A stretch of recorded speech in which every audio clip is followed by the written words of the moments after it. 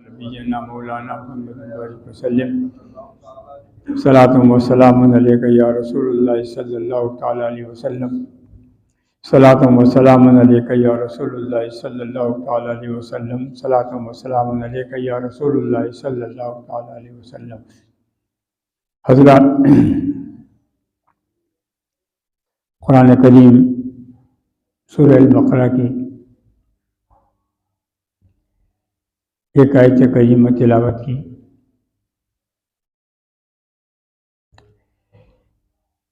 जिसका उन्वान है, जिसका मतलब है कि अल्लाह तबारक व तआला की हिकमत कामिला क्या है। उसने अंबिया अलैहिस्सलाम को मबूस फरमाया, पैदा किया और इंसानों की हिदायत के लिए। अब वो एक अलग बात है कि हमने कुरान और हिकमत से अलग हटकर शेर की किताबों से अंबिया के मौजिज़ात ले लिए, कुछ फलसफाई वाक़यात ले लिए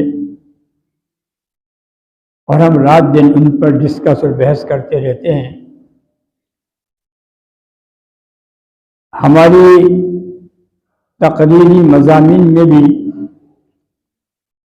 ख़ास तौर से यही चलता है कि अंबिया अलैहिस्सलाम को क्या क्या मौजिज़ात दिए, हमारे नबी करीम सल्लल्लाहु तआला अलैहि वसल्लम को क्या क्या मौजिज़ात दिए।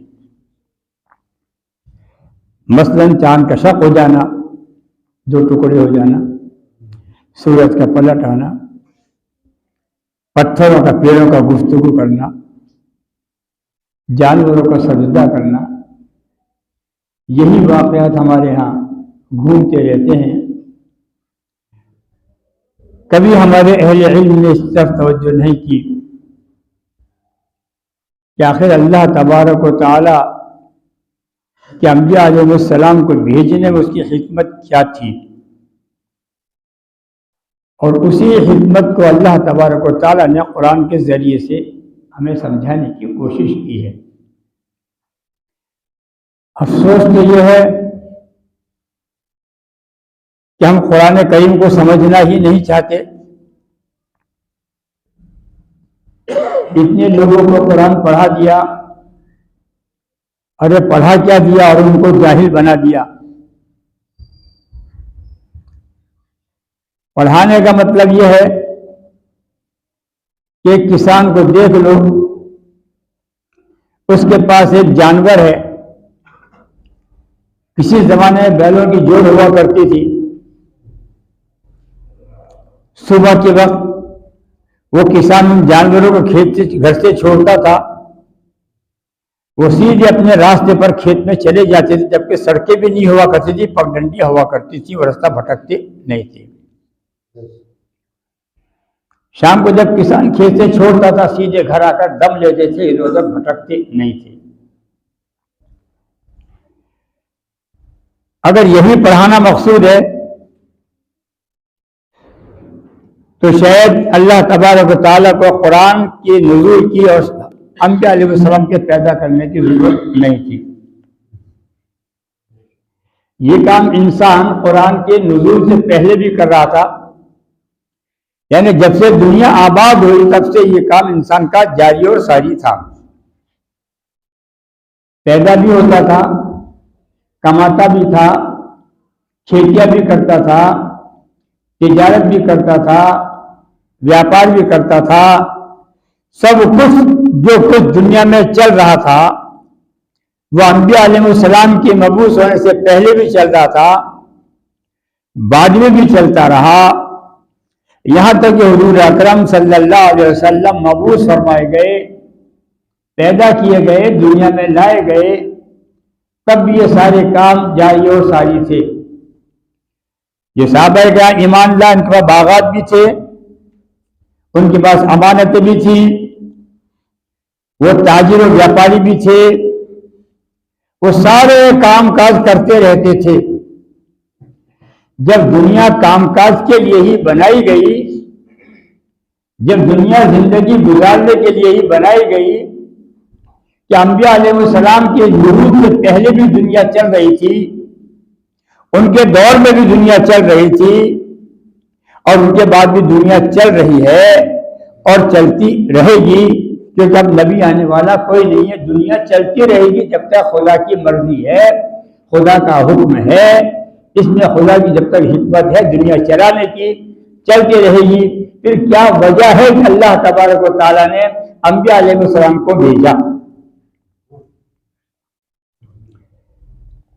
वैसे सारे इल्मी मुद्दे हैं, लेकिन इनका आसान भाषा में समझाने का प्रयास करूंगा, कोशिश करूंगा कि आप समझे हम कि जिस कुरान को हमने व्यापार का जरिया बना लिया, जिस कुरान को हमने सवाब का जरिया बना लिया, जिस कुरान को हमने कुरान खानी का मकसद बना लिया, जिस कुरान को हमने फकत अमलियात का जरिया बना लिया, जिस कुरान को न जाने हमने किस किस तरह से इस्तेमाल कर लिया, कभी हमने उस तरीके से कुरान को नहीं देखा जो देखने का नजरिया था, जिसको हुजूर अकरम सल्लल्लाहु अलैहि वसल्लम ने देखने का समझने का तरीका और जरिया बतलाया। ये हिकमत हमारी समझ में नहीं है। किसी भी चीज को आदमी खरीदते वक्त परखता है, जांचता है, उसमें खूबियां देखता है, उसकी बारीकियां देखता है। इसको हिकमत कहते हैं आसान शब्दों में।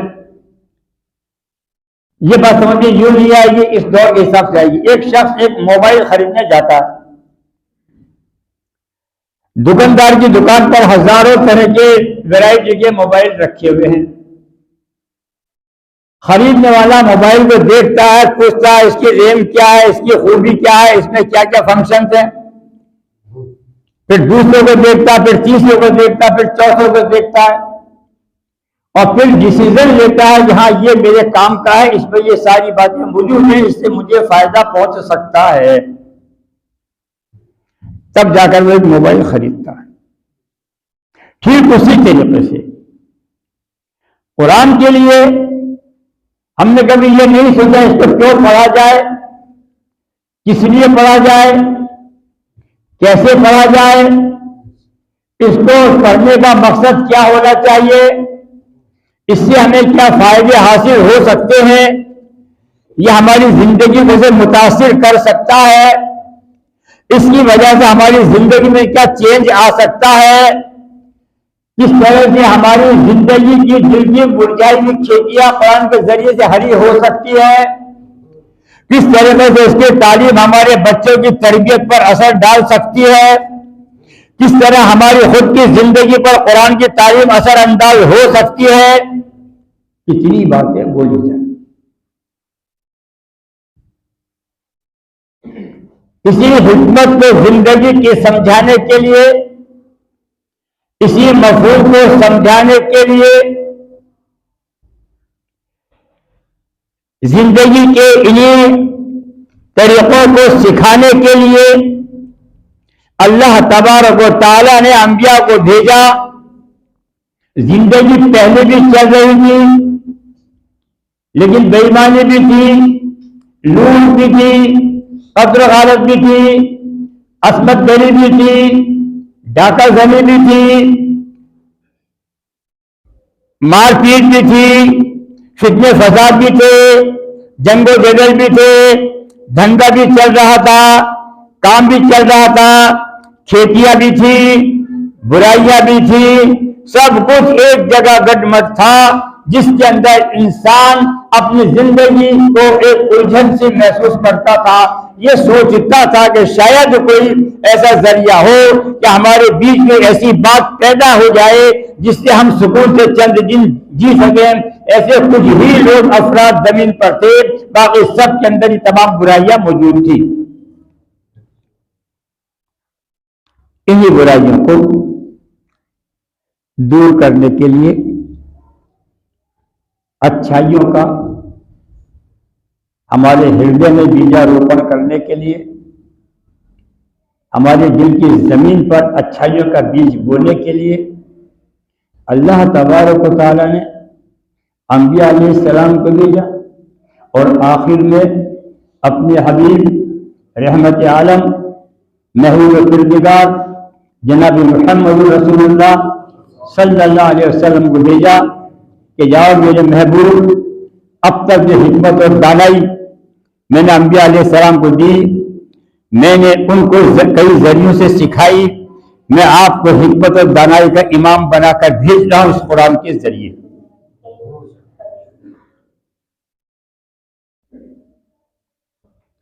अंबिया अलैहिस्सलाम बकरियां क्यों चराई? कमा अरसलना फीकुम रसूलन मिनकुम, हम जब भी तुमने कोई रसूल भेजते हैं तुम्ही में से, हम जब भी, जैसा कि हम तुम में से तुम्हारी नस्लों में से ही रसूल भेजते हैं, क्यों भेजते हैं? यतलू अलैकुम आयातिना, कि हमारी आयतें पढ़कर तुम्हें सुनाए समझाए, वयुज़क्कीकुम, और इन आयतों के पढ़ने का समझने का मतलब ये हो कि तुम्हारे दिल की बुराइयां खत्म हो जाए, दिल में पाकीज़गी आ जाए, जो दिलों की बीमारियां हैं वो दूर हो जाए। वयुज़क्कीकुम, तज़किया नफ्स कर दे, तुम्हारे दिलों में उलझन, घुटन, नफरत, इक़ारत, बेईमानी, जो कुछ बुराइयां मौजूद हैं, इन आयत के जरिए से उनको दूर कर दे, तज़किया नफ्स कर दे। वयुज़क्कीकुम,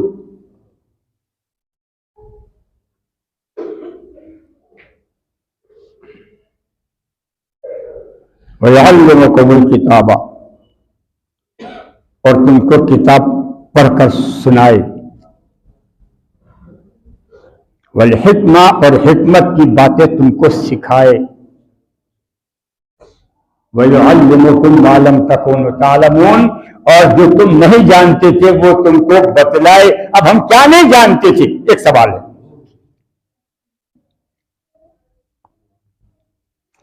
इल्म तलाश करो,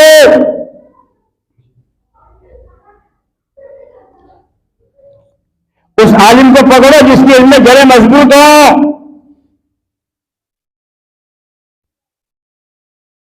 जो कुरान की दानाई बता सके, ईमान क्या है जो समझा सके,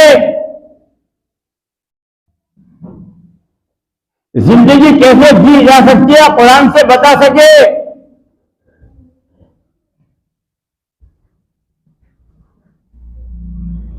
एक सुघड़ काश्तकार खेती करता है, एक मेरे जैसा जाहिल किसान खेती करता है, कितना फर्क होता है जी? ये सुघड़ काश्तकार वो कृषि फार्म खोल देता, नहीं खोल देता ना, खोलता ना। अब जयपुर जाइए कृषि फार्म मिलेंगे, बड़े बड़े बागात मिलेंगे, बड़ी बड़ी खेतियां मिलेंगी, फवारे चल रहा है, पानी भरा हुआ है आराम से, क्योंकि वो दान करते हैं, वो गरीबों को दक्षिणा देते हैं, वो अपनी खेती की कमाई के लिए निकालते हैं, उनका सवाब मिले कि ना मिले आखिरत में, क्योंकि कुफ्र काफिरों मुश्रिकों को सिला नहीं मिलता दुनिया में ही उनका, लेकिन अल्लाह ताला उनकी नेकियों का, उन नेकियों की सिला जो किसी गरीबों की मदद के लिए वो करते हैं, या तालीम के लिए जो खर्च करते हैं, या किसी और मकसद के लिए, अच्छे काम के लिए जो खर्च करते हैं, जो दान दक्षिणा अच्छे कर्मों के लिए वो देते हैं, उसका सिला दुनिया में ही उनको मिलता है कि उनकी खेतियां परवान चढ़ती हैं, उनकी जमीनों में पानी आ जाता है और उनकी खेतियां हरी भरी हो जाती है, उनकी जमीन बजाय कंकर उगलने के सोना उगलती है।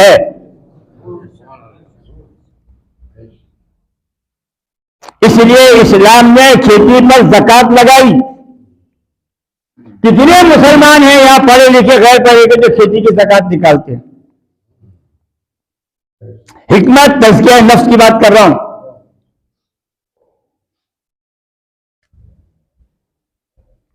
अभी जो फसल आएगी मार्च में, इसका 5% ज़कात है। 100 किलो पे 5 किलो। और जो हमने सितंबर में फसल काटी है बाजरे की, उसपे 100 किलो पे 10 किलो है। किसान भाइयों, कितने लोग निकालते हैं?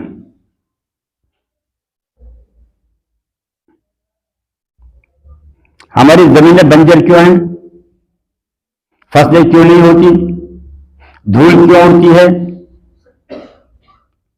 कटीली झाड़ियां क्यों खड़ी रहती हैं? इसलिए खड़ी रहती हैं कि हमने जमीन से हक तो लिया, जमीन का हक गरीबों को नहीं दिया। जिसकी मिकदार, जिसकी तादाद रब ने मुकर्रर की थी, वो हमने नहीं दी। तो रब ताला ने कहा, तुम गरीबों की जिंदगी में, जिन गरीबों की जिंदगियों में कांटे पड़े हुए हैं, जिन गरीबों की जिंदगियां उलझी हुई हैं, जिन गरीबों की जिंदगियां कर्ज में फंसी हुई हैं, जिन गरीबों की जिंदगियां फ़िक्र फाके से जी रही हैं, यानी जिनकी जिंदगियां कमजोरी की वजह से या पैसे की वजह से या किसी आमद की किल्लत की वजह से कांटों में उलझी हुई हैं, अगर तुमने उनकी जिंदगी के कांटे नहीं निकाले, मैं तुम्हारी जमीनों के कांटे नहीं निकालूंगा।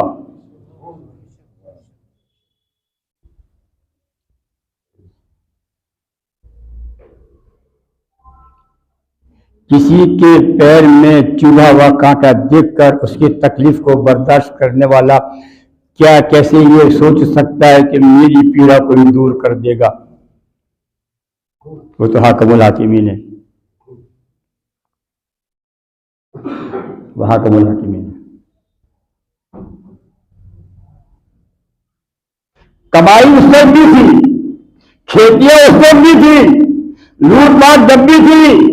मेरे हबीब ने आकर उसका तरीका बदला और ये बतला दिया कि अगर तुम अपनी इन खेतों में और 4 चांद लगाना चाहते हो तो कुरान ने ये फैसला दिया, इस पर अमल करो, जमीन का हक दो, रब ताला तुम्हें जमीन के जरिए तुम्हारा हक दिलवाएगा।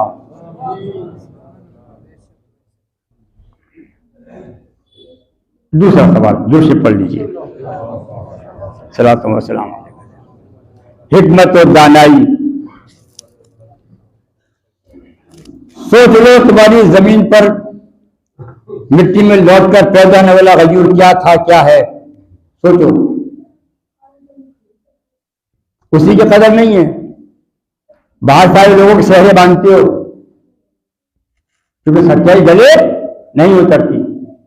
कड़वी दवा पीने में पसीना आता है ना। हमारे नजर में जैसे गोली जैसे फेंक दी, पीछे पानी पी लिया, ले ली दवा हमने। कड़वी दवा बड़ी टेढ़ी होती है भाई साहब, मीठी तो कोई पिला देगा, और जो मीठा पिलाता है वो जहर पिलाता है, और जो कड़वा पिलाता है वो जिंदगी पिलाता है। समझे? दोनों जगह जमीन की देखेगा 3-4 साल में तुम्हारी जिंदगी है तो इंशाल्लाह नहीं बदल जाए तो।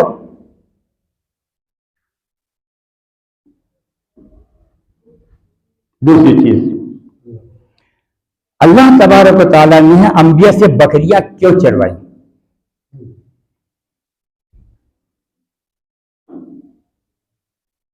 ये काम मिला था कि अल्लाह ताला को नबियों से करवाने का बचपन में, या नबूवत अता करने से पहले, या नबूवत का ये काम बचा था कि अल्लाह ताला बकरियों के लिए जिस जानवर से, जिसकी उछल कूद से, जिस जानवर की शरारत से लोग कतराते हो, घबराते हो, ये सोचो कौन भला पाले यार, कौन सेवा करेगी? ये तोड़, ये उछल, ये कूद कौन बर्दाश्त करेगा यार? उसी जानवर को चराने के लिए रब ताला ने अंबिया को ड्यूटी लगा दी। मूसा ने फोन करवा दी बकरियां, हमारे नबी से करवा दी बकरियां। क्यों? इसलिए कि अल्लाह ने इसको हलाल तो रखा, लेकिन इसमें फितरत रखी है। वो फितरत ये है कि ये कभी एक डोर नहीं चलती। ग्वाला रेवा लेकर चलता है तो कोई इधर भाग गई, कोई उधर भाग गई, कोई उधर भाग गई, बिखरी हुई रहती है, एक साथ नहीं चलती। और ग्वाला लकड़ी लेकर दौड़ता रहता पीछे पीछे, उसको हाँकता रहता, अपने गले में लाता रहता, एक हो जा, एक हो जा, एक हो जा करता रहता। ये इसमें हिकमत थी कि मेरे महबूब, मेरे मखलूक बिखरी हुई है, समाज का माशरा बिखरा हुआ है। अरे मुसलमानों, आज समाज क्यों बिखेर रखा है तुमने? आज क्यों नहीं मुसलमान हो जाते यार? ऐसे माशरे को संभाला मेरे नबी ने बकरियों के जरिए, उनको प्रैक्टिकल करवाया। हम तुम पर ये जिम्मेदारी डालने वाले हैं, तुमने इन बकरियों को कंट्रोल कर लिया। जो सबसे उछल कूद वाला जानवर नादान जानवर है, तुम्हें जो इंसान राख होती है, यकीनन तुम उसको एक डोर में बांध कर एक उम्मत बना दोगे।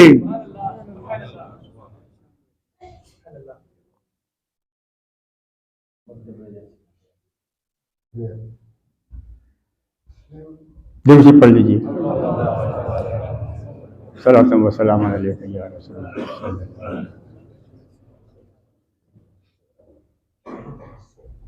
दिल से पढ़ लीजिए एक बार बताइए। सलाम व सलाम अलैका या रसूल अल्लाह। अब देखिए,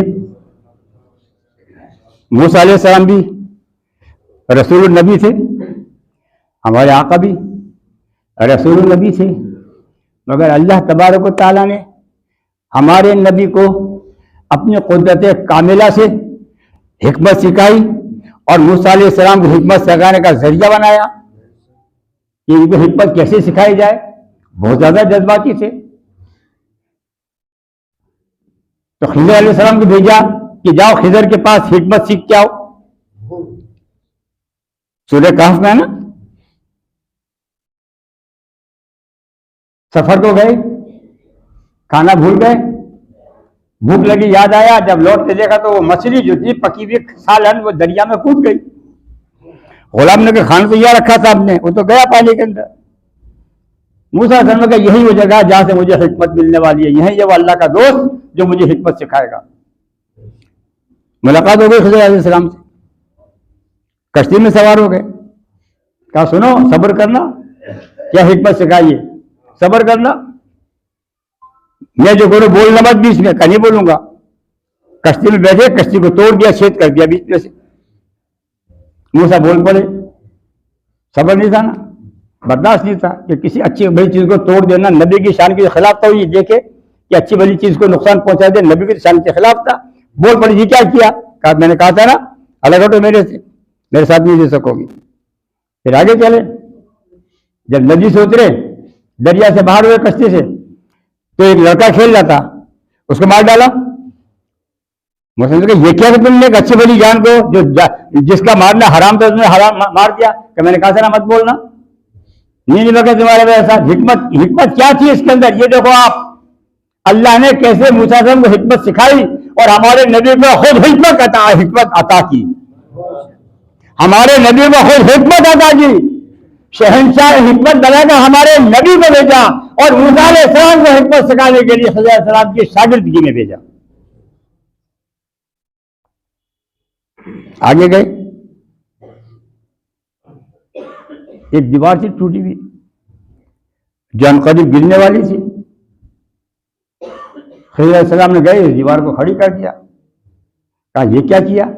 वो कश्ती साबुत थी, तोड़ दी। वो लड़का अच्छा बड़ा था, मार दिया। ये तो गिरने से गिरने दिया होता है इसको क्यों खड़ा कर दिया तुमने सीधा?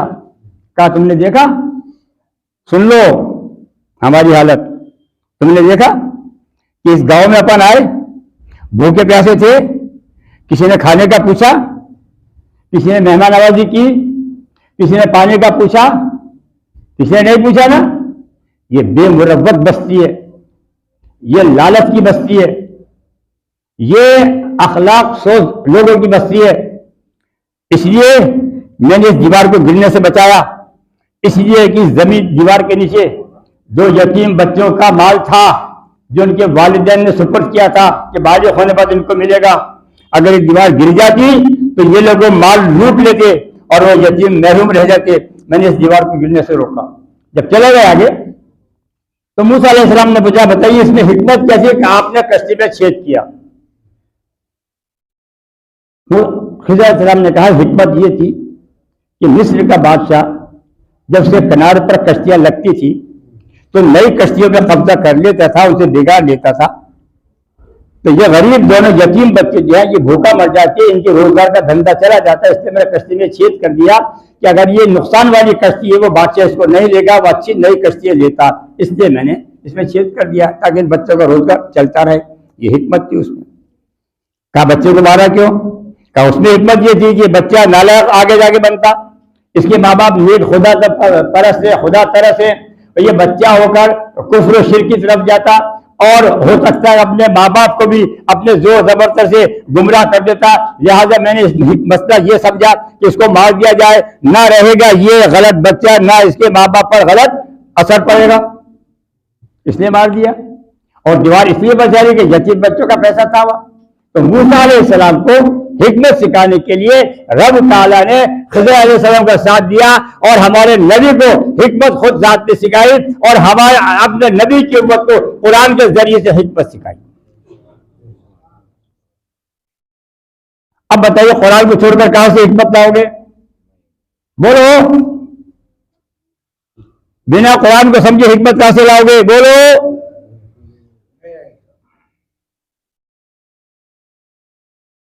हमने नहीं कहा कमा अरसलना फीकुम रसूलन मिनकुम यतलू अलैकुम आयातिना व युज़क्कीकुम व युअल्लिमुकुमुल किताब वल हिकमा। सूरह जुमा में क्या कहा? वइन कानू मिन क़ब्ल लफ़ी दलालिम मुबीन। इसी आयत को सूरह जुमा में बयान किया, मिन क़ब्ल लफ़ी दलालिम मुबीन। हमने रसूल तुम्हारी तरफ भेजा जो तुमको हम हुवल्लज़ी बअसा फ़ीहिम रसूलन यतलू अलैहिम आयातिही व युज़क्कीहिम वल किताब वल हिकमता व इन कानू मिन क़ब्ल लफ़ी दलालिम मुबीन। सूरह जुमा में यूं कहा कि अगर ये नबी यहाँ थे तुम्हारे पास हिकमत नहीं थी, दानाई नहीं थी, शऊर नहीं था, जिंदगी नहीं थी, जिंदगी जीने का तरीका सलीका नहीं था, तुम्हारी जिंदगी में जानवर की जिंदगी में फर्क नहीं था। इस नबी के आने से पहले तुम सब के सब गुमराह थे। और यहां गया, कहा गया वअल्लमकुम मा लम तकुनू तालमून, जो तुम नहीं जानते थे नबी ने कुरान के जरिए तुमको सिखाया। अब बताइए हमारे नबी पर हम पर नबी का कितना एहसान है, हम कितना मानते हैं, कितने उनकी तालीम को मानते हैं।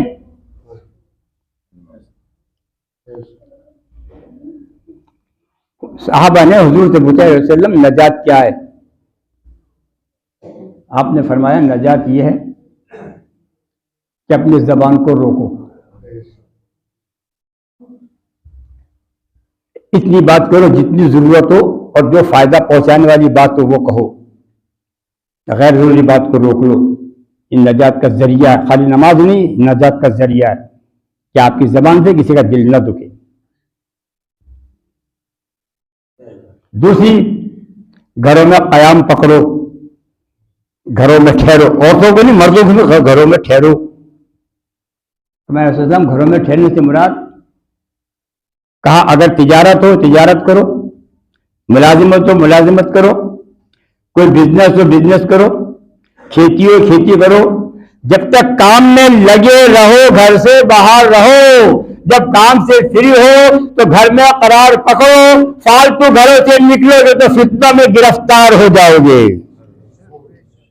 सोचिए हम कहां हैं। हुज़ैफा बिन यमान ने जो साहबी थे, हुजूर के साहबी थे, जिनको सिर्रुन नबी कहा जाता है, नमाज नबी के राजदार, असरारुन नबी, नबी के राजदार जिनको कहा जाता। जब उन्होंने यह सुना तो आपने फरमाया ऐ लोगों, मेरी दौलत मुझसे ले लो, मेरे सब कुछ मुझसे ले लो, मुझे कमरे में कैद हो जाने दो, सिर्फ इतना करना मेरे लिए दोनों का खाना पहुंचा देना, ताकि जब फितने जमीन पर पैदा हो तो फितनों का असर मेरी जिंदगी पर ना आए, यहां तक कि मैं बंद कमरे में ही मौत को वाक़ हो जाऊं। इतने साहबा फितनों से डरते थे। अब्दुल्लाह इब्न मसूद रज़ियल्लाहु ताला अन्हु, जो हुजूर का बोरिया बरदार कहलाते थे, हुजूर का बड़ा एहतिमाद था। जब फितनों के बारे में सुना तो आपने लोगों से फरमाया लोगों सुनो, मैंने हुजूर से सुना फितनों के बारे में, फितनों का जमाना अगर आ जाए और मुझे पता चल जाए कि मेरी जिंदगी 10 दिन की है तो मैं सिर्फ 9 दिन के लिए शादी करूंगा ताकि मैं फितनों से बच जाऊं और रब ताला जमाने में पैदा होने वाले फितनों से मुझे बचा ले। ये साहबे कराम थे भाई। हमें उनकी ज़िंदगी से सबक लेना चाहिए, कुरान पर अमल करना चाहिए, कुरान को समझना चाहिए। दुआ कीजिए कि अल्लाह तबारक व तआला मुझे और आपको कुरान को समझने की शऊरी कोशिश तौफीक अता फरमाए और अमल की तौफीक अता फरमाए। जिन हज़रात ने सुन्नतें नहीं पढ़ी सुन्नत अदा करें। अस्सलाम वालेकुम।